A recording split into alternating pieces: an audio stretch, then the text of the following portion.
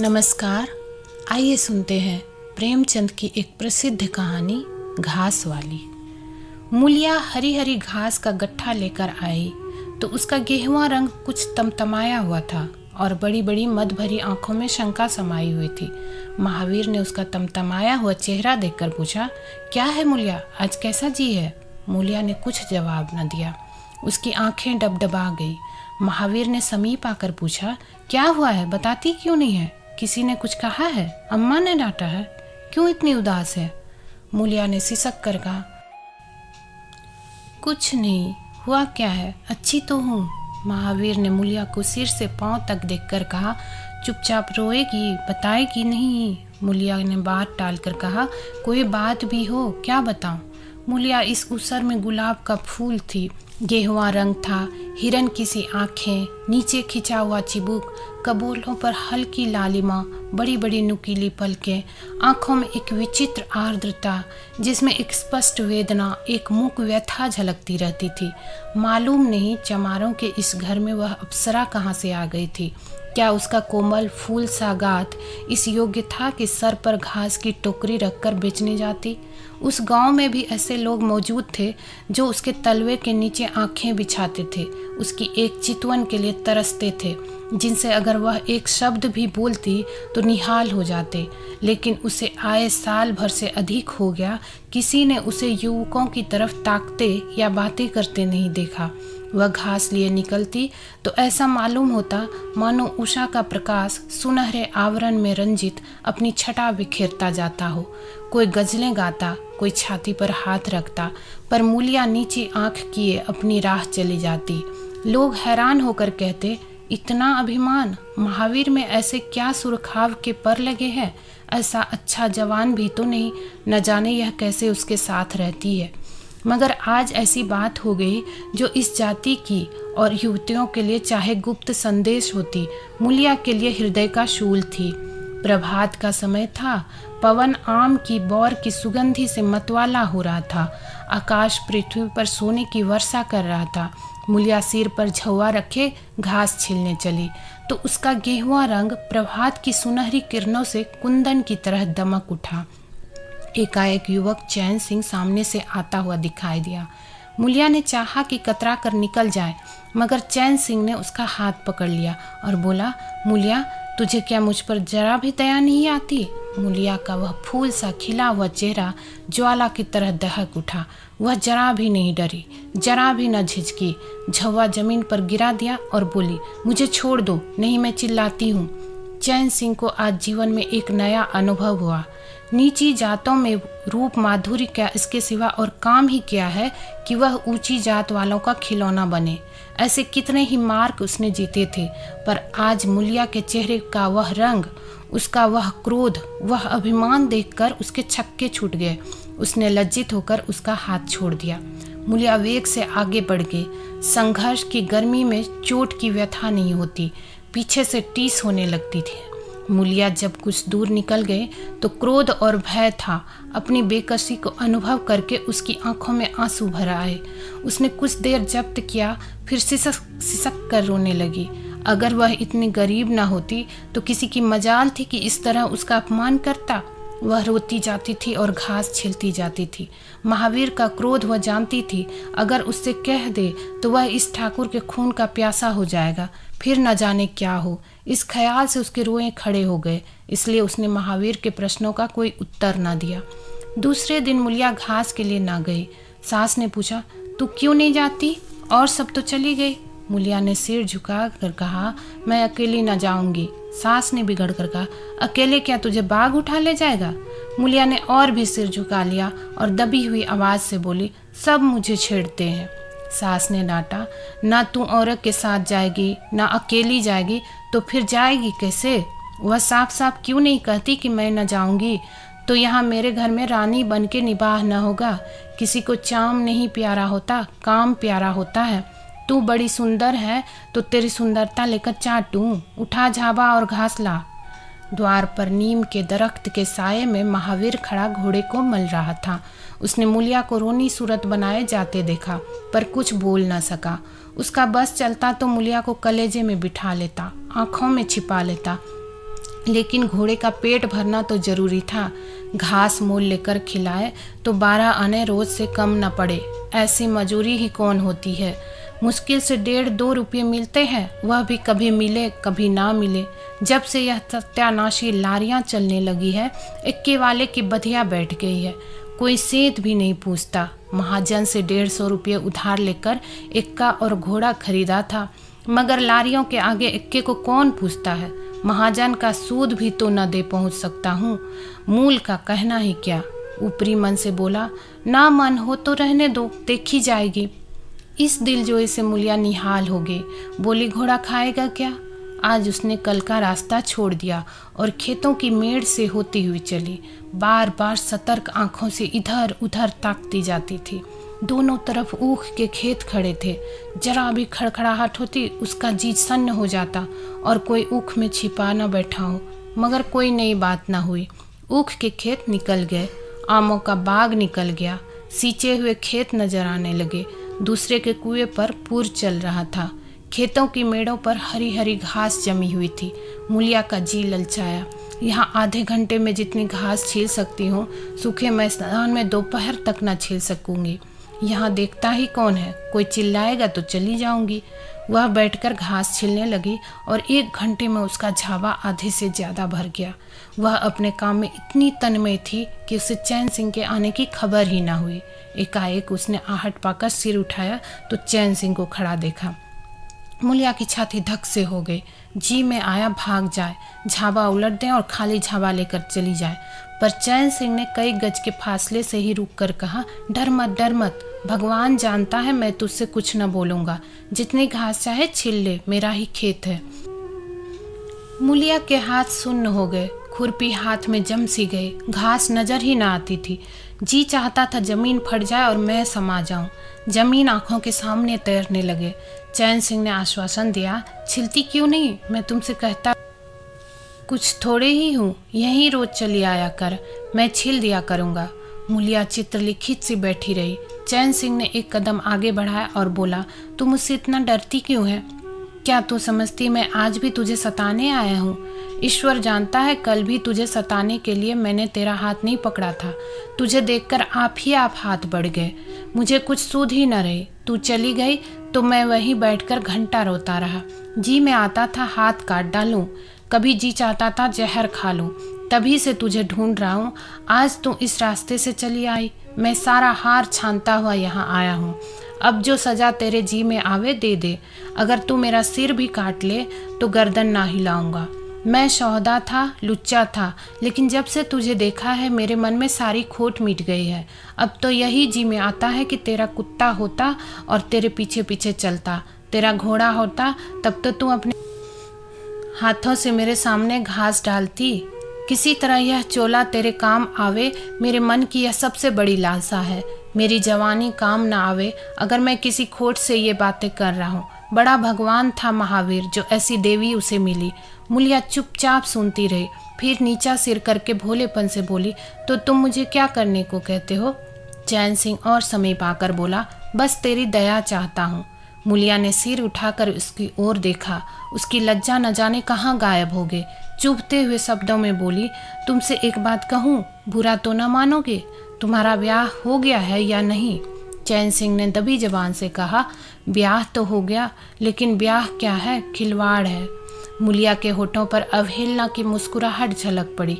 बोली, फिर भी अगर मेरा आदमी तुम्हारी औरत से इसी तरह बातें करता तो तुम्हें कैसा लगता। तुम उसकी गर्दन काटने पर तैयार हो जाते कि नहीं। बोलो, क्या समझते हो कि महावीर चमार है तो उसकी देह में लहू नहीं है, उसे लज्जा नहीं है, अपने मर्यादा का विचार नहीं है। मेरा रूप रंग तुम्हें भाता है। क्या घाट के किनारे मुझसे कहीं सुंदर औरतें नहीं घुमा करती। मैं उसके तलवों की बराबरी भी नहीं कर सकती। तुम उसमें से किसी से क्यों नहीं दया मांगते। क्या उनके पास दया नहीं है। मगर वहाँ तुम न जाओगे, क्योंकि वहाँ जाते तुम्हारी छाती दहलती है। मुझसे दया मांगते हो इसलिए ना कि मैं चमारिन हूँ, नीच जाती हूँ, और नीच जाति की औरत जरा सी घुड़की धमकी व जरा सी लालच से तुम्हारी मुट्ठी में आ जाएगी। कितना सस्ता सौदा है। ठाकुर हो ना, ऐसा सस्ता सौदा क्यों छोड़ने लगे। चैन सिंह लज्जित होकर बोला, मुला यह बात नहीं, मैं सच कहता हूँ, इसमें ऊंच नीच की बात नहीं है।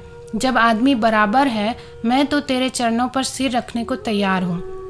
मुलिया, इसलिए ना कि जानते हो मैं कुछ कर नहीं सकती। जाकर किसी खतरानी के चरणों पर सिर रखो तो मालूम हो कि चरणों पर सिर रखने का क्या फल मिलता है। फिर यह सिर तुम्हारी गर्दन पर न रहेगा। चैन सिंह मारे शर्म के जमीन में गड़ा जाता था। उसका मुंह ऐसा सूख गया था मानो महीनों की बीमारी से उठा हो। मुंह से बात न निकलती थी। मुलिया इतनी वाकपटु है, इसका उसे गुमान भी न था। मुलिया फिर बोली, मैं भी रोज बाजार जाती हूँ, बड़े बड़े घरों का हाल जानती हूँ।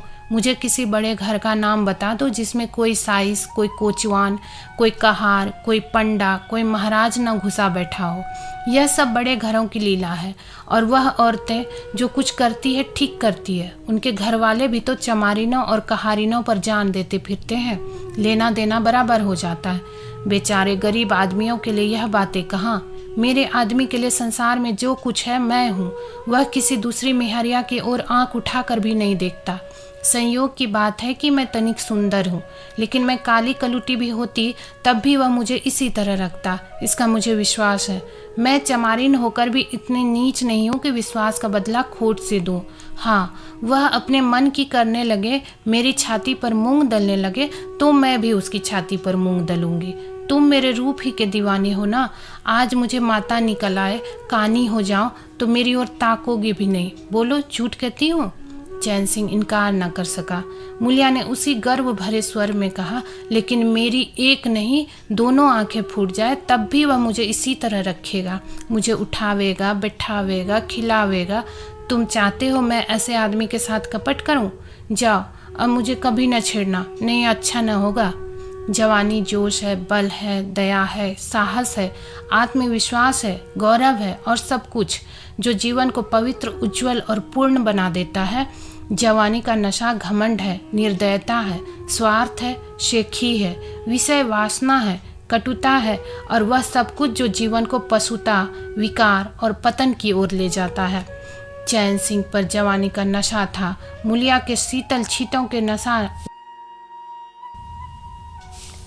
जैसे उबलती हुई चाशनी में पानी के छींटे पड़ जाने से फेन मिट जाता है, मैल निकल जाता है और निर्मल शुद्ध रस निकल आता है। जवानी का नशा जाता रहा, केवल जवानी रह गई। कामिनी के शब्द जितनी आसानी से दीन और ईमान को गारत कर सकते हैं, उतनी ही आसानी से उनका उद्धार भी कर सकते हैं। चैन सिंह उस दिन से दूसरा ही आदमी हो गया। गुस्सा उसकी नाक पर रहता था। बात बात पर मजदूरों को गालियां देना, डांटना और पीटना उसकी आदत थी। आसामी उससे थर-थर कांपते थे। मजदूर उसे आते देखकर अपने काम में चुस्त हो जाते थे। पर ज्यों ही उसने इधर पीठ फेरी और उन्होंने चीलम पीना शुरू किया, सब दिल में उससे जलते थे, उसे गालियां देते थे। मगर उस दिन से चैन सिंह इतना दयालु, इतना गंभीर, इतना सहनशील हो गया कि लोगों को आश्चर्य होता था। कई दिन गुजर गए थे। एक दिन संध्या समय चैन सिंह खेत देखने गया। पूर चल रहा था। उसने देखा कि एक जगह नाली टूट गई है और सारा पानी बहा चला जाता है। क्यारियों में पानी बिल्कुल नहीं पहुंचता, मगर क्यारी बनाने वाली बुढ़िया चुपचाप बैठी है। उसे इसकी जरा भी फिक्र नहीं कि पानी क्यों नहीं आता। पहले यह दशा देकर चैन सिंह आपे से बाहर हो जाता। उस औरत की उस दिन मजूरी काट लेता और पूर चलाने वालों को घुड़कियां जमाता। पर आज उसे क्रोध नहीं आया। उसने मिट्टी लेकर नाली बांध दी और खेत में जाकर बुढ़िया से बोला, तू यहाँ बैठी है और पानी सब बहा जा रहा है।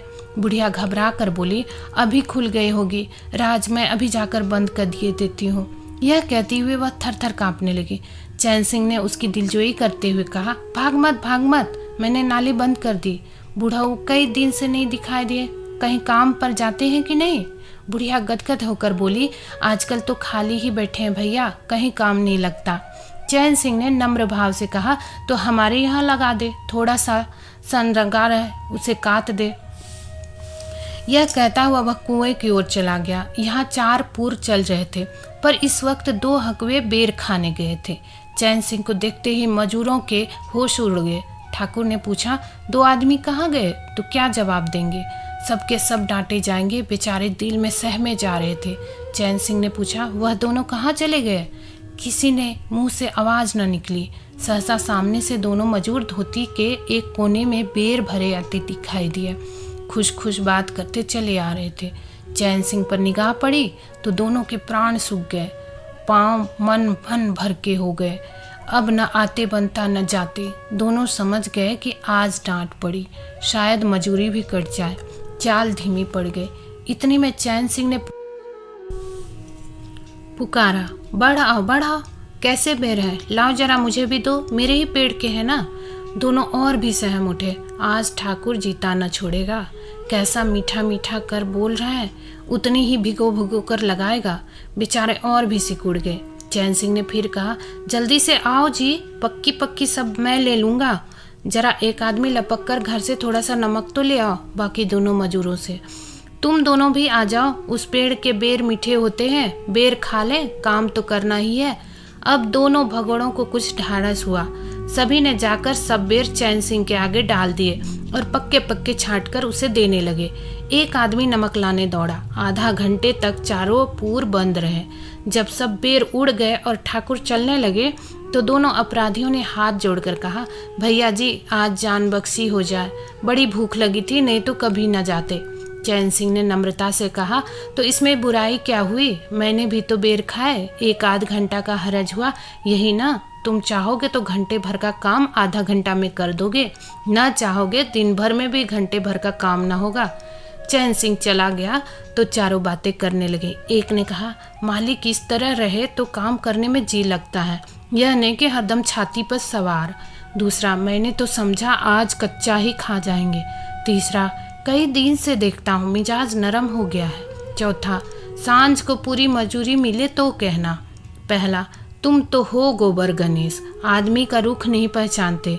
दूसरा, अब खूब दिल लगा कर काम करेंगे। तीसरा, और क्या, जब उन्होंने हमारे ऊपर छोड़ दिया तो हमारा भी धर्म है कि कोई कसर न छोड़े। चौथा, मुझे तो भैया ठाकुर पर अब भी विश्वास नहीं आता। एक दिन चैन सिंह को किसी काम से कचहरी जाना था। 5 मील की सफ़र था। यूँ तो वह बराबर अपने घोड़े पर जाया करता था, पर आज धूप बड़ी तेज हो रही थी। सोचा इक्के पर चला चलूं। महावीर को कहला भेजा, मुझे लेते जाना। कोई 9 बजे महावीर ने पुकारा। चैन सिंह तैयार बैठा था, चटपट इक्के पर बैठ गया, मगर घोड़ा इतना दुबला हो रहा था, इक्के की गद्दी इतनी मैली और फटी हुई, सारा सामान इतना रद्दी कि चैन सिंह को उस पर बैठते शर्म आए। पूछा, यह सामान क्यों बिगड़ा हुआ है महावीर? तुम्हारा घोड़ा तो इतना दुबला कभी न था, क्या आजकल सवारियां कम है क्या? महावीर ने कहा, नहीं मालिक, सवारियां काहे नहीं है, मगर लारियों के सामने इक्के को कौन पूछता है। कहाँ 2, 2.5, 3 की मजूरी करके घर लौटता था, कहाँ अब 20 आने पैसे भी नहीं मिलते। क्या जानवर को खिलाऊं, क्या आप खाऊं? बड़ी विपत्ति में पड़ा हूँ। सोचता हूँ इक्का घोड़ा बेच बाच कर आप लोगों की मजूरी कर लूँ, पर कोई गाहक नहीं लगता। ज़्यादा नहीं तो 12 आने तो घोड़े ही को चाहिए, घास ऊपर से। जब अपना ही पेट नहीं चलता तो जानवर को कौन पूछे। चैन सिंह ने उसके फटे हुए कुर्ते की ओर देखकर कहा, 2-4 बीघे खेती क्यों नहीं कर लेते? महावीर सिर झुकाकर बोला, खेती के लिए बड़ा पौरुख चाहिए मालिक। मैंने तो यही सोचा है कि कोई गाहक लग जाए तो इक्के को औने पौने निकाल दूं, फिर घास छीलकर बाजार ले जाया करूं। आजकल सास पतोहू दोनों छीलती है, तब जाकर 10-12 आने पैसे नसीब होते हैं। चैन सिंह ने पूछा, तो बुढ़िया बाजार जाती होगी? महावीर लजाता हुआ बोला, नहीं भैया, वह इतनी दूर कहाँ चल सकती है, घरवाली चली जाती है। दोपहर तक घास छीलती है, तीसरे पहर बाजार जाती है, वहाँ से घड़ी रात गए लौटती है, हल्कान हो जाती है भैया, मगर क्या करूँ, तकदीर से क्या जोर। चैन सिंह कचहरी पहुँच गए और महावीर सवारियों के टोह में इधर उधर इक्के घुमाता हुआ शहर की तरफ चला गया। चैन सिंह ने उसे 5 बजे आने को कह दिया। कोई 4 बजे चैन सिंह कचहरी से फुर्सत पाकर बाहर निकले। हाथे में पान की दुकान थी। जरा और आगे बढ़कर एक घना बरगद का पेड़ था। उसकी छांव में 20 ही तांगे इक्के फिटने खड़ी थी। घोड़े खोल दिए गए थे। वकीलों, मुख्तारों और अफसरों की सवारियां यहीं खड़ी रहती थी। चैन सिंह ने पानी पिया, पान खाया और सोचने लगा, कोई लारी मिल जाए तो जरा शहर चला जाऊं कि उसकी निगाह एक घास वाली पर पड़ गई। सिर पर घास का झाबा रखे साइसों से मोल भाव कर रही थी। चैन सिंह का हृदय उछल पड़ा। यह तो मूलिया है। बनी ठनी एक गुलाबी साड़ी पहने कोचवानों से मोल तोल कर रही थी। कई कोचवान जमा हो गए थे। कोई उससे दिल लगी करता था, कोई घूरता था, कोई हंसता था। एक काले कलूटे कोचवान ने कहा, मुला, घास तो उड़ के अधिक से अधिक 6 आने की है। मुलिया ने उन्माद पैदा करते हुए बोली। आंखों से देखकर कहा, 6 आने पर लेना है तो सामने घसियारी ने बैठी है, चल जाओ, 2-4 पैसे कम पे पा जाओगे। मेरी घास तो 12 आने में ही जाएगी।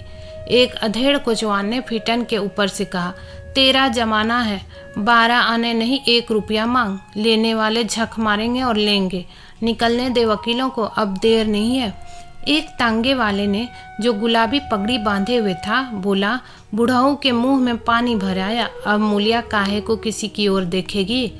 चैन सिंह को ऐसा क्रोध आ रहा था कि इन दुष्टों को जूते से पीटे। सब के सब कैसे उसकी ओर टकटकी लगाए ताक रहे हैं, आंखों से पी जाएंगे। और मूलिया भी यहाँ कितनी खुश है, न लजाती है, न झिझकती है, न दबती है। कैसा मुस्कुरा मुस्कुरा कर रसीली आंखों को देख देख कर, सिर का आंचल खिसका खिसका कर, मुंह मोड़ मोड़ कर बातें कर रही है। वही मूलिया जो शेरनी की तरह तड़प उठी थी। इतने में 4 बजे अमले और वकील मुख्तारों का एक मेला सा निकल पड़ा। अमले लारियों पर दौड़े, वकील मुख्तार इन सवारियों की ओर चले। कोचवानों ने भी चटपट घोड़े जोते। कई महाशयों ने मूलिया को रसिक नेत्रों से देखा और अपनी गाड़ियों पर जा बैठी। एकाएक मूलिया घास का झाबा लिए उस फिटन के पीछे दौड़ी। फिटन में एक अंग्रेजी फैशन के जवान वकील साहब बैठे थे। उन्होंने पावदान पर घास रखवा ली, जेब में से कुछ निकालकर मूलिया को दिया। मूलिया मुस्कुराई। दोनों में कुछ बातें भी हुई जो चैन सिंह न सुन सके। एक क्षण में मूलिया प्रसन्न मुख घर की ओर चली। चैन सिंह पान वाले की दुकान पर विस्मृत की दशा में खड़ा रहा। पान वाले ने दुकान बढ़ाई, कपड़े पहने और केबिन का द्वार बंद करके नीचे उतरा तो चैन सिंह की समाधि टूटी। पूछा, क्या दुकान बंद कर दी? पान वाले ने सहानुभूति दिखाकर कहा, इसकी दवा करो ठाकुर साहब, यह बीमारी अच्छी नहीं है। चैन सिंह ने चकित होकर पूछा, कैसी बीमारी? पान वाला बोला, कैसी बीमारी? आधा घंटे से यहाँ खड़े हो जैसे कोई मुर्दा खड़ा हो। सारी कचहरी खाली हो गई, सब दुकानें बंद हो गई, मेहतर तक झाड़ू लगाकर चल दिए। तुम्हें कुछ खबर हुई? यह बुरी बीमारी है, जल्दी दवा कर डालो। चैन सिंह ने छड़ी संभाली और फाटक की ओर चला कि महावीर का इक्का सामने से आता दिखाई दिया। कुछ दूर इक्का निकल गया तो चैन सिंह ने पूछा, आज कितने पैसे कमाए महावीर? महावीर ने हंसकर कहा, आज तो मालिक दिन भर खड़ा ही रह गया, किसी ने बेगार में भी न पकड़ा, ऊपर से 4 पैसे की बीड़ियां पी गया। चैन सिंह ने जरा देर के बाद कहा, मेरी एक सलाह है, तुम मुझसे 1 रुपया रोज लिया करो। बस जब मैं बुलाऊं तो इक्का लेकर चले आया करो, तब तो तुम्हारे घर वाले को घास लेकर बाजार न जाना पड़ेगा। बोलो मंजूर है? महावीर ने सजल आंखों से देखकर कहा, मालिक, आप ही का तो खाता हूँ, आप ही की प्रजा हूँ, जब मर्जी हो पकड़ मंगवाइए। आपसे रुपये? चैन सिंह ने बात काटकर कहा, नहीं, मैं तुमसे बेगार नहीं लेना चाहता, तुम मुझसे 1 रुपया रोज ले जाया करो। घास लेकर घर वाले को बाजार मत भेजा करो, तुम्हारी आबरू मेरी आबरू है। और भी रुपये पैसे का जब काम लगे बेखटके चले आया करो। हाँ देखो, मूलिया को इस बात की भूल कर भी चर्चा न करना, क्या फायदा। कई दिनों के बाद संध्या समय मूलिया चैन सिंह से मिली। चैन सिंह असामियों से माल गुजारी वसूल करके घर की ओर लपका जा रहा था कि उसी जगह जहां उसने मूलिया की बाह पकड़ी थी, मूलिया की आवाज़ कानों में आई। उसने ठिठक कर पीछे देखा तो मूलिया दौड़ी आ रही थी। बोला, क्या है मूला, क्यों दौड़ती हो? मैं तो खड़ा हूँ। मूलिया ने हाँफते हुए कहा, कई दिन से तुमसे मिलना चाहती थी, आज तुम्हें आते देखा तो दौड़ी। अब मैं घास बेचने नहीं जाती। चैन सिंह ने कहा, बहुत अच्छी बात है, क्या तुमने कभी मुझे घास बेचते देखा है? हाँ, एक दिन देखा था। क्या महावीर ने तुझसे सब कह डाला? मैंने तो मना कर दिया था। वह मुझसे कोई बात नहीं छिपाता। दोनों एक क्षण चुप खड़े रहे, किसी को कोई बात न सूझती थी। एकाएक मूलिया ने मुस्कुरा कर कहा, यहाँ तुमने मेरी बाह पकड़ी थी। चैन सिंह ने लज्जित होकर कहा, उसको भूल जाओ मूला, मुझ पर जाने कौन भूत सवार था। मूलिया गदगद कंठ से बोली, उसे क्यों भूल जाऊं? उसी बाह गहे की लाज तो निभा रहे हो। गरीबी आदमी से जो चाहे करावे, तुमने मुझे बचा लिया। फिर दोनों चुप हो गए। जरा देर के बाद मूलिया ने फिर कहा, तुमने समझा होगा मैं हंसने बोलने में मगन हो रही थी। चैन सिंह ने बलपूर्वक कहा, नहीं मूलिया, मैंने एक क्षण के लिए भी नहीं समझा। मूलिया मुस्कुरा कर बोली, मुझे तुमसे यही आशा थी और है। पवन सींचे हुए खेतों में विश्राम करने जा रहा था। सूर्य निशा की गोद में विश्राम करने जा रहा था और उस मलिन प्रकाश में चैन सिंह मूलिया की विलीन होती हुई रेखा को खड़ा देख रहा था। दोस्तों, आशा करती हूँ कि ये कहानी आपको अच्छी लगी होगी। ऐसी ही कहानियाँ सुनने के लिए हमारे चैनल को सब्सक्राइब करें। मिलते हैं अगली वीडियो में। धन्यवाद।